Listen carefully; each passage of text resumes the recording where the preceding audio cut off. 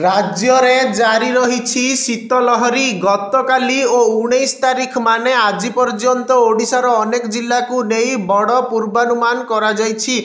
आंचलिक पाणीपाग विभाग एही पूर्वानुमान करिछि एही सबु जिल्ला रे रास्ताघाट कुहुडी जोगु अदृश्य भली होई जिबार संभावना रहिछि बोली कहिछि पाणीपाग विभाग।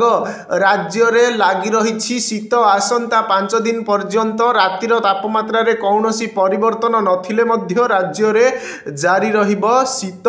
ओडिशा रे कुहुडी हेबा नै अलर्ट जारी करा जायछि। आसंता 24 घंटा पई घन कुहुडी हेबा नै 4 जिल्ला को सतर्क सूचना जारी करिछि विभाग।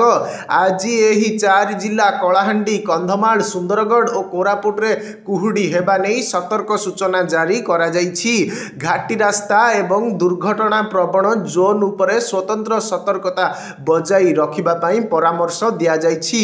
एहा छडा गंजाम पुरी खोर्धा कटक नयागढ़ केन्दुझर झारसुगुड़ार किछि अंचल रे हालुकारु मध्यम धरणर कुहुडी देखा जिबा नै अलर्ट जारी करा जायछि।